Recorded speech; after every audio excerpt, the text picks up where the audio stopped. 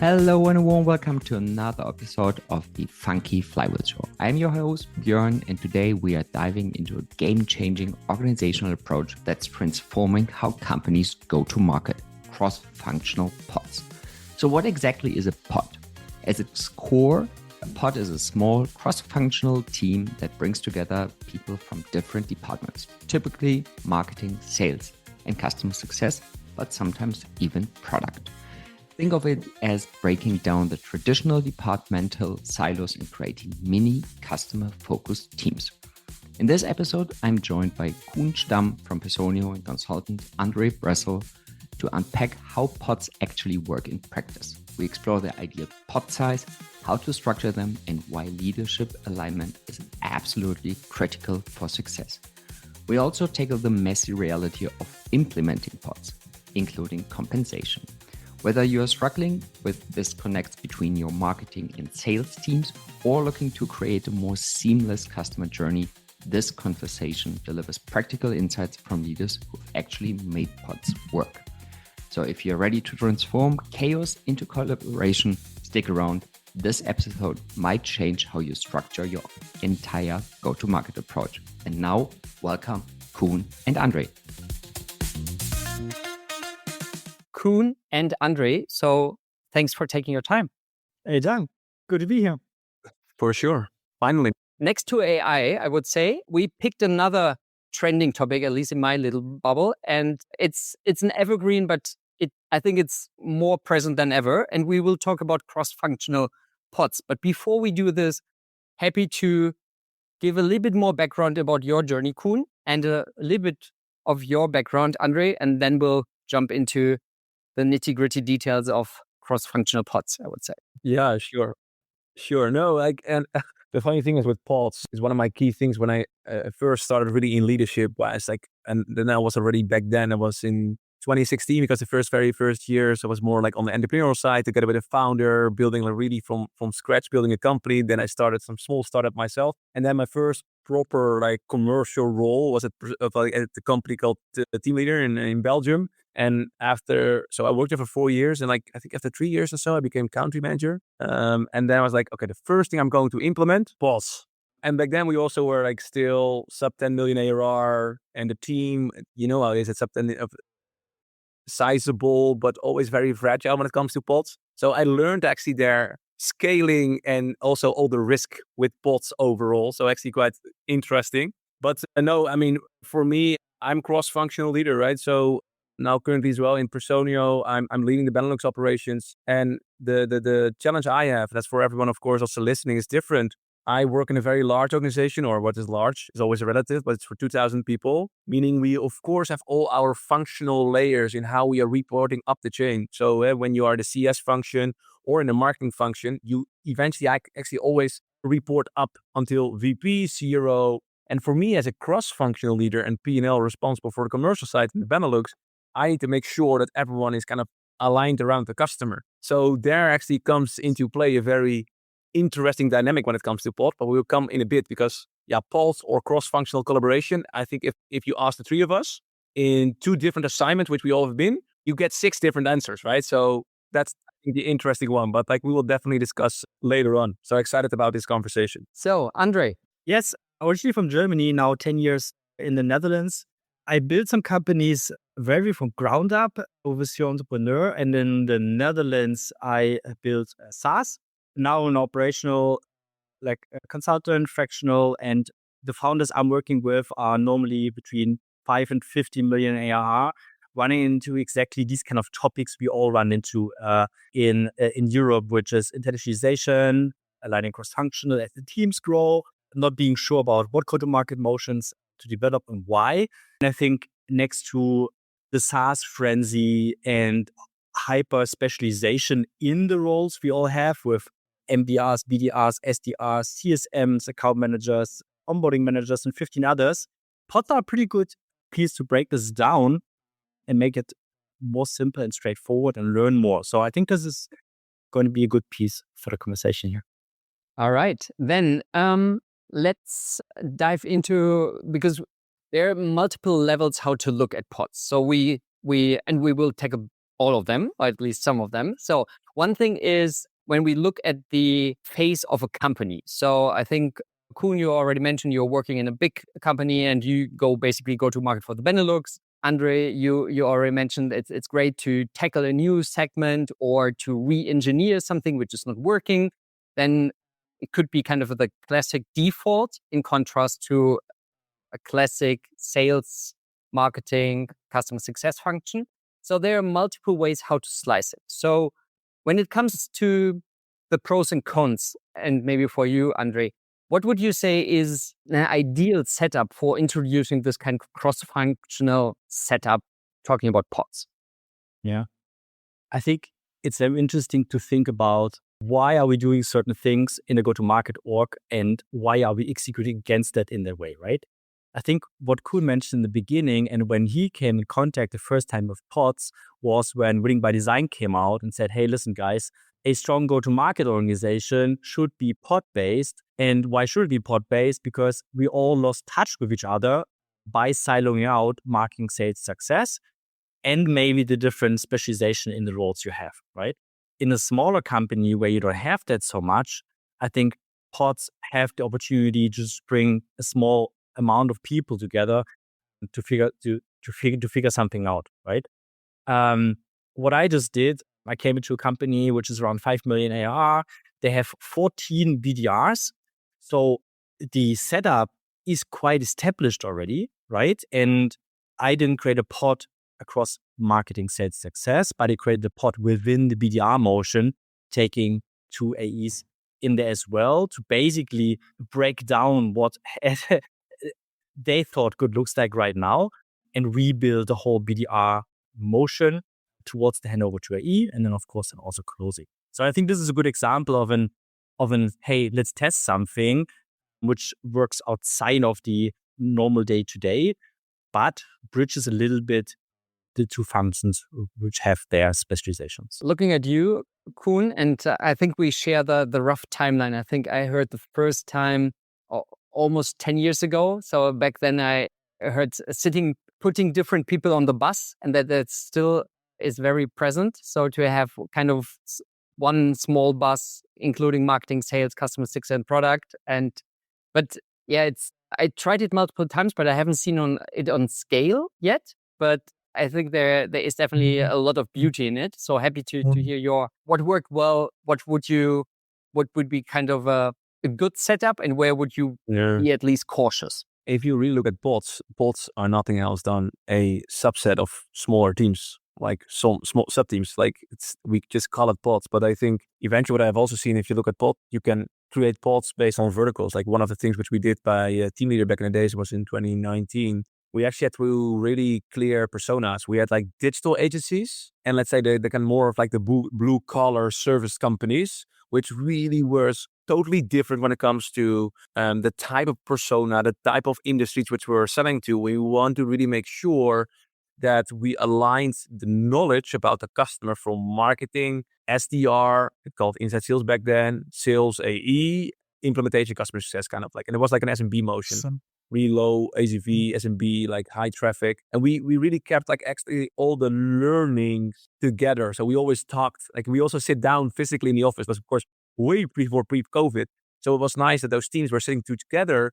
They overhear when implementation or like renewal came up. And I think these kind of insights, if you can create this buzz in a very small team, back in the days, we had a team of 20-ish people, like marketing, sales, CS.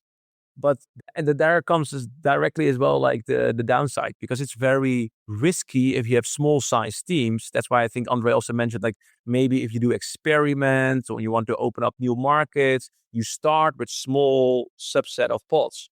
Because if your main revenue driving function relies on those pods and they are very limited in size, what if the SDR who's part of that pod, maybe there's only 1 or 2 SDRs in that pod, or the marketeer or the CS, he or she leaves.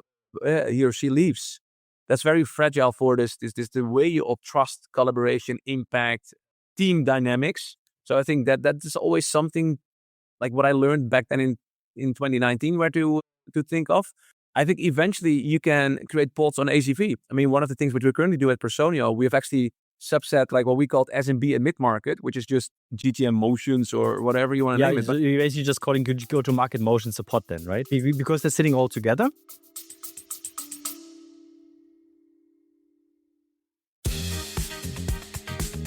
Hi there, just a brief break to share something exciting. My best-selling book, Funky Flywheels, is now available in both English and German. If you are building a B2B startup and want to scale smarter, this one is for you. I filled it with real-world insights from working with over 150 startups, alongside practical strategies to refine your go-to-market motion, enhance your sales efficiency, and accelerate growth. Grab your copy exclusively on Amazon. Links are in the show notes. And now back to your favorite episode.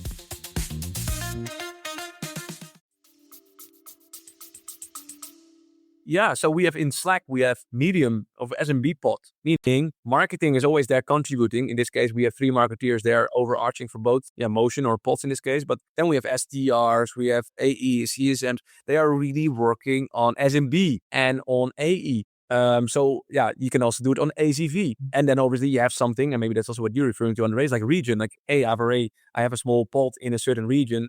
And there you can have a larger group as a pod. And then I go towards a new market and I have a very small pod. So there are all different kinds of pods. I think the most important thing which I have encountered, it can only work when there is leadership alignment, because it will fail dramatically if you are not aligned. If you as a leader are not able to think alongside your own department. So for instance, I have here an SDR manager, an AE manager, a marketing manager, a partner manager, account manager, as team leads. If they are not willing to understand each other, if they are not willing to help each other, and if they don't really believe in the common net new goal, which we are working towards, how can you expect your people to execute against? So I think it's really about leadership alignment. And if that's not there, for sure, you should reconsider. It's also not so easy because when you're growing, let's say, so for example, at Channable, we had 9 different markets, and each market had only a certain amount of sellers and then CS and marketeers, right? The moment you grow and you look at the leaders you just mentioned, Koen, like most leaders are used to manage the function, right? But they're not so much used to manage the whole horizontal, like maybe a pod. Like it's not like you have a person who is a marketing leader or SDR leader who then leads 3 pods in a certain market, right? Maybe that is nice, but I think most people are not used to it and maybe don't have the scope of their own knowledge to actually do that. How did you see that? No, I mean, and that's true. Actually, Björn, later on, I'm also curious, like if you see this working, like indeed, like also when I look at the pods we've created back in the days, it's always like your leaders involved are department leaders. They have like a subset of, but I think what you refer to, Andre, and I think if you really want to execute and scale this on a larger size, you should not think about vertical leaders, but you think about horizontal leaders who go over marketing, sales, success, product by the and then you get really quickly into, you are the like Germany lead, right? And then actually the whole German market or the Dutch market or the French market is a pod, but in general it's just a head-off structure, which is then very metrics-like, which is also painful. Yeah, so you can call them pods, but I don't think it's the same thing eventually, anymore. I mean, I know, Björn, if you see this the same way, because if I now look indeed in a structure which we as a larger organization have set up, myself as a country manager, I'm leading the pod Benelux, because eventually I have all those functions. And even in those functions, I have like direct and indirect people reporting into me. And I really have this net new goal. And I really need to make sure that the leadership and the people eventually are aligned on, in this case, a subset of the region. And this is only the Benelux. But then you get the title country manager, but maybe I should change my title into pod manager. Yeah. I was wondering because and I will answer your question, but before. So do you have central functions from the headquarter of Personio? So basically you have functional, you have functional expertise, and then you have a layer of cross-departmental regional pods, correct? Okay.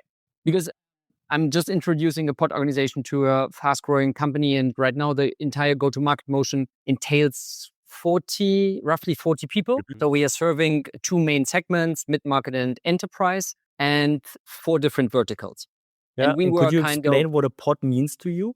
Like what, Exactly. So in that scenario, like what is a pod for you, Björn? the tricky part is how to balance the functional expertise. So we have a team lead for demand gen. So basically primarily leading SDR. Then we have kind of the sales manager, and then we have customer experience. So these are the functional pillars. And the pod, how we structured is that we have 4 mid-market vertical pods entailing marketing resources, SDR, AE, and customer success managers. And we have an enterprise pod on top because right now, bearing in mind the go-to-market and the size of the company, we couldn't, or it doesn't make sense to split further down, kind of go enterprise by vertical. So that will come as we grow. The majority of the leads and the legacy of the company is currently mid-market. That's why we split by vertical and have at least 4 people for each pod. And then we have an enterprise pod. And as Koen said, 100%, I think this is really, really good and it's practical. And Koen said then, hey, you're running this risk of a person leaving and the pod collapses. Would I assume correctly that in the setup you just explained, the marketing resource specifically is a shared resource between those pods in the mid-market, and they basically play the demand in, but the sales and customer experience CS resource are very tightly aligned? Like, would that be the setup? So it's always, so in that case, we kind of have enough people and enough revenue that we really have proper pods with very little shared resources only for marketing. But now we also split more and more into parts of vertical marketing and parts of enterprise marketing. Because if we talk ABM, it's less transactional and you have a different set. So but how many people are then, like, if you take the vertical, a certain vertical for the mid-market offering, like how many people will be in that pod? Like functions? Maximum 6 per pod. And we have one, so we have one very strong vertical where we have actually 2 pods by 6. And then we have per new vertical, we have 1 pod. And sometimes it's just 4 people, but it always entails kind of lead gen, demand gen, sales, and customer success. And how are you then? I don't know, Andre, also want to ask a question because I'm just curious, because you always, that's like the thing I want to ask the same question. Who's managing the pod? Who's running the pod? The background behind this is we were kind of scaling fast like hell. And we always were kind of thinking about, do we need more leads or can we stay lead? And the pod itself, we always have at least one senior person. Primarily it's a sales, because it's a sales-led motion, who is basically sub-leading that pod. Yeah, he's the captain. Yeah, either call it captain or we have a pod leader. Yeah, we are the same background. Yeah. So we have a pod leader, and then we have functional expertise along the customer journey. Because so just open up another topic, which is fascinating, is when you look at the customer journey, they don't care. And I know Koen and Andre, you're strong advocates of partnerships and community, etc. So at the very end, when we look about the transition of awareness to consideration, in between kind of consideration and selection, the customer doesn't care whether he or she is approached by marketing, by partnerships, or by an SDR. And that's why it's another argument why I love this kind of end-to-end pods, because you basically think, what are the touch points? What are the smart touch points, and how can we get into our target accounts, or how can we penetrate our focus segment? So it's also not a partner-led pod that all flows in there. And then there's another pod, which is primarily inbound or another outbound. It's not like this. It's like there's demand, and then we bring demand into these pods. And I think because until this point now, everybody who listens could think, yeah, come on, you're just creating smaller teams, which are working a bit more cross-functional. But it is actually different, because all these people may take part one of a certain part of the market, right? Like mid-market enterprise. And then each of these pods, for example, mid-market, as you explained, are as sub-parts of that, could be still regional. For example, Germany, you could still do regions there, but you don't have to, right? And now in the next part where you just think about demand, you could then think about, how do we do this when we're getting a little bit away from this crazy specialization like BDR, SDR, AE, CSM, into more of like the full cycle idea. And full cycle, I don't mean like AE does prospecting, sales, as well as success, but at least the human old conversation between Koen and I, where the AE takes more ownership of pipeline gen, or gets demand from Fed. Yeah, and especially Andre there, I mean, no, I agree. Because one of the still questions I have on pods is indeed the vulnerability of the people inside that pod. So pods are indeed, like, if you really break it down, smaller sub-teams. And if you just really look at it functionally.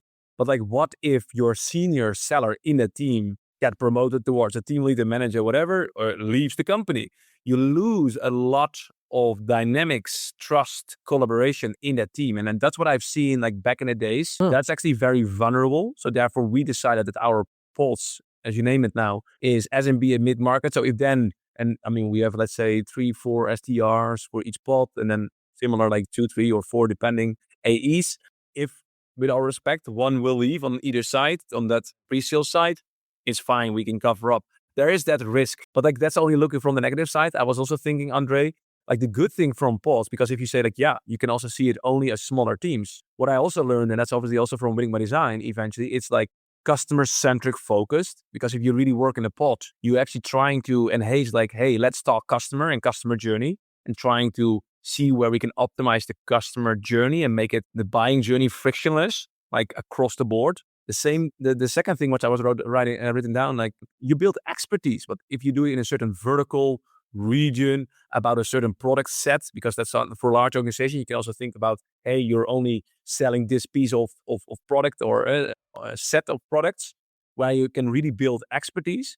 And by doing so, you also can see it as a retention play, because that means as well, like, hey, you will run for a year or so, like this industry or this ACV size, or you can of course still decide on where you deviate the pods, and you can put someone in another pod, which actually has a totally different experience. So also, I think from the positive side, you should also really an expertise, customer centricity, and from a retention perspective, that can be really interesting to consider. And again, it looks all the same from the outside because it's just a small team. But like, let's say, for example, I walk down the aisle here, and then I'm going into the pod and I'm listening to conversations they have. The conversations they have with each other are not so much, oh, did you do this demo, or like, what about this lead or this stuff? They will have, hey, this customer actually just called me about XYZ, right? Or you hear like demo finishing, and it's very interesting because they talked about something in the product they haven't touched yet, right? So this information flows way faster within that small pod and a way more qualitative angle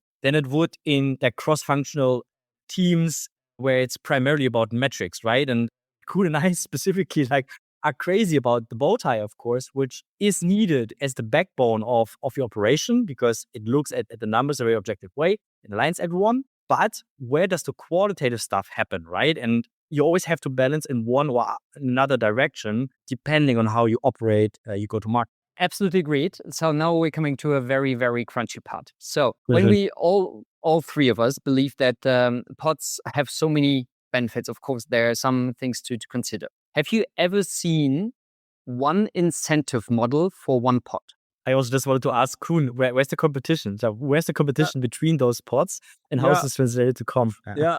So I mean, if I can chime in, like 2 examples. So now currently still each within their function have a commission model. I mean, for the size of the company we are, I think that's still the right, I mean, is it the right way, but it's the current way we are handling it. We do have, like, for instance, like every morning I just like to go towards our whiteboard. So we have a quarterly board for our deals closed on the new business side for eventually, and we still need to write it down, but also for our upcoming renewals. And we also have pipe gen focus on a weekly basis. Like, what is our pipe we created? What is the disco calls we have collectively? So we do incentives for the different teams, or we even have also subset like where an SDR and they're all in pods. So but like more like from an incentive perspective, like spiffs or any of that kind. We had and that's like a very simple way. So we can't change the commission model. We should not yet at this stage. But like what we did back then, a team leader, also we started differently. So back in the days when I started there, we didn't have like individual commission. So we put really a team target, a net new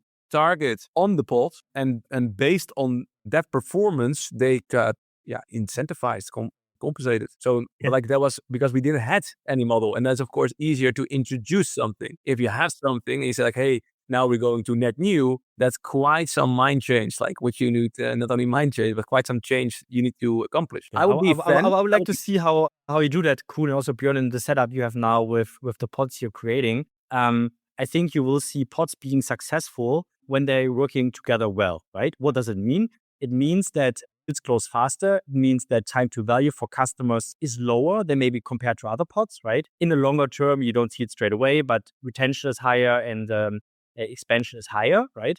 So some of these things are leading indicators you could comp against, also as a team success, right? What I did at Channable is we had, as a seller as well as a CS person, you had 70% of your variable comp was depending on your individual performance, and 30% was based on your market performance. It means we just had also net new targets per market, right? And 30% of your variable comp is actually based on, did you make a market target? And this requires you to feed into marketing what works, right? To go maybe as a seller 2 or 3 times also to a customer meeting with your CSM person to whip up an expansion or renewal or spend some time there. Or it requires you as a CSM to actually come very early in the deal progress, because we haven't done this kind of deal yet as a seller, but the CSM has already taken care of some of those, right? So I think these kind of dynamics you would then normally see when you try to compensate or help people build this cross-functional teamwork. How are you dealing that, Björn, within the company? To be fair, it's tricky. So for the time being, we're running marketing without any variable. We have kind of SDRs incentivized by qualified SQLs and get a percentage on closed deals. Mm-hmm. That's all. Get a kickback on revenue. And then classic AE. And then we have the customer success team on NRR. Yeah. In that case, the CSM also closes the expansion? Depends. So we have basically 2 motions for handling expansion, one with the sales team and one without. Because we are not fully self-service, and some things are more kind of transactional, that we keep it, basically we thinking always from the customer perspective, where do we have less friction? So if the customer is just asking for 1, 2, 3 seats or is doing minor expansion, then the customer success team is handling it. When we have a kind of proper expansion, then they have aligned interest to hand it over to sales or co-work with the sales. Yeah. I certainly don't want to open the box of Pandora here and discuss comp models for CSMs versus sales and so on. This is something we can do. So. Yeah. No, but frankly, I think we are both fan already without even, I mean, I know a bit of your context, Andre, so please share. But I will be a big fan of pushing anything when it comes to more equal pay or I actually think on the other end, I was super heavy the last 4 or 5 years on CSM variable comp, especially to level it with sales. And the primary idea behind that was, if you run the expansion and the expansion is not what you just said, Björn, customer inbounding, buying 2 more seats, but selling different product, upselling to a different suite, really discovering new decision makers. That is 100% a sales related and commission worthy. I think on the other extreme, where the CSM is primarily focused on enabling the customer or enabling the partner in the usage of the tool and being successful with it, I think we got a bit too wild on variable comp for CSMs, because I believe most of the motions I take care of normally with my customers are not that commercial for CSM. This might be different in different enterprise motions and in different setups. I primarily have my experience in SMB and mid-market motions, but this is what I see currently. It's crunchy, but I love it. So I would say, 2 things. So 2 observations. I'm very, very curious to hear your opinion. So one, I think overall it's customer success taking a more commercial role if you get 10 up to 20% variable, primarily on net new or NRR, because it's not just serving the customer, it's also developing it. So that's at least my opinion. 100%. Another thing, and I totally agree with you, Andre, strongly depends whether you have basically account management or expansion as very close function to sales. Correct. Whether in the customer success team or in your sales team. Yeah. And if this role is more comparable to a sales role, where you then have kind of a net expansion revenue based on, these 2 roles should also be tight or close in terms of compensation, if you ask me. And sit closer in any kind of pod and team structure also. Yes, 100%. Hey, Koen, did you have a different take on that? No, because it's also currently what we are doing. So we have account managers We have the CSMs. We even have like we are larger org even already on the Benelux. Like I think we have 35 customer facing people more or less. But like we also have like dedicated. So for instance, like what we call now sales solution managers. So they are focused on upselling. Cross-selling. So they are cross-selling. Like of course we are selling platforms. So they are selling different part of the applications which initially were not sold. And they are really closely aligned. The thing is still with these roles, if you are going to specialize there, and what is the breaking point also in Pulse that you're really going to say like you said, Andre, like to some extent, maybe the future also with AI, we'll see like smaller teams, also smaller pods, and you carry almost different hats, like different roles, or are we really going the specialist route? And how are we then going to deal with comp? Because it's always very important. Every job, regardless of how specialist it is very clear what your job describes compared to what the other job, because otherwise it's too overlapping. They look at one another. It's just conflicting interest. And that's the danger with too much specialism into a smaller subset of a go-to-market team. So this is the exercise you need to do, Koen. I think this is why it's great, Björn, as what you said, to try a pod, because we can all sit on a spreadsheet and map out how go-to-market should look like. But take the people you just have in your spreadsheet, put them in a pod, and see them fighting about their responsibilities and overlaps. And now when you see those overlaps, you realize, okay, maybe I actually just need a salesperson. And I need somebody who brings demand, and it's somebody who takes really good care of the customer to get the best out of the product, right? And that's it. That simplifies it a lot. Yes, this can be more complex and bigger motions and so on. Like there's always an if an edge case. But I think doing these simple exercises really helps understand what is needed also by the customer in order to make them successful. Yeah. I like that. But still, I agree. But still, there again, like to your point, Björn, it's about clarity of the customer. It's the customer journey, both on the pre-sales or on the post-sales, like on the left side and the right side of the bow tie. So what I'm still struggling with in even pod structures, the more specialist roles you have, the more different voices your customer, either in the pre-sales on the left side or on the post on the right side of the bow tie, has as a contact person. And that can also really make it more complex to make really customer impact on certain elements. I mean, I've seen this example just for myself as well. Like they have the different roles, like implementation manager, account manager, CSM, and like, but who is for what piece really my contact person? So, and also there, pods is not mean to specialists inside our GTM org. No, it's meant for the customer, to be very efficient, to be very customer focused, to drive customer impact. So yeah, I think we could discuss for ages, but it's a great, wouldn't call it closing remarks, but I think at least it gives some guidance, because what can be agreed on, please challenge me, is that definitely pods can be a huge benefit or advantage in kind of reducing silence to foster cross-functional collaboration, but also serving the customer in the best way possible. So I think it's not just a wishful hope. I've seen it in practice. Picking up your perspective, Koen, I think it's the devil lies in every detail. So what is the right phase? What is the right structure of this pod? Is it primarily just a go-to-market lead gen, demand gen function, which can be also driving a lot of benefits for the organization? And or are you adding more complexity in terms of managing the entire bow tie? And we haven't talked about product even yet. So,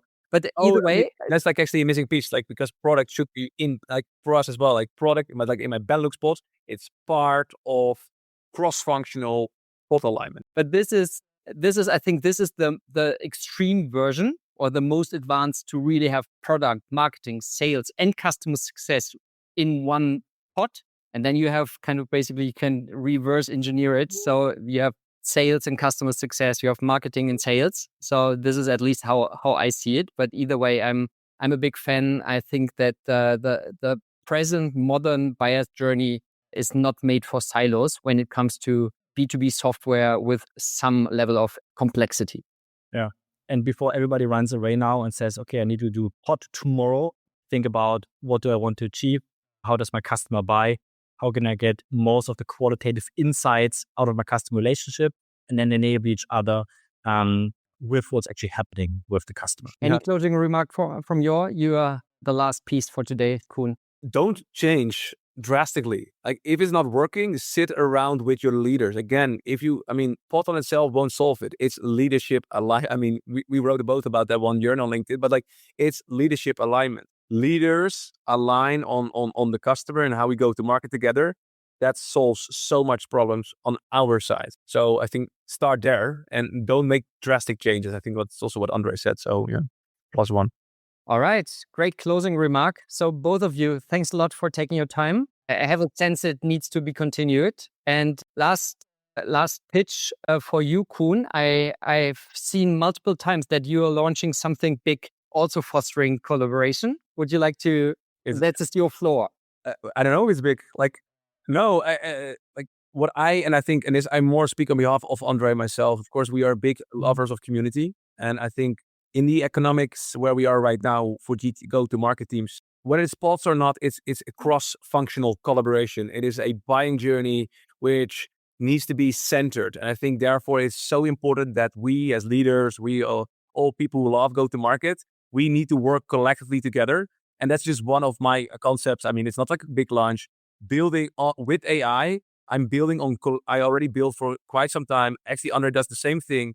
Collective knowledge. We gather collective knowledge. We let AI analyze collective knowledge, and we bring it back in the form of either GPTs or co-pilots or eventually really agents connecting different kind of tools, but with one goal: to learn from each other, to make work more productive for us as go-to-market leaders, and to always share this back towards the community. And that's the only thing it will do, and it will only based on collaboration. It will get its real value. So. And that always comes down by the use of us as human people. So nobody needs to be scared about fucking AI. Sorry for the word use. But it's going to be like how we're going to work with AI and how we collectively make ourselves more productive as go-to-market leaders, I guess. Great. I love your humbleness. I'm excited to test it. So thanks again for investing your precious time, and hope to see you soon again. Thank you. Bye-bye. Cheers. Bye-bye.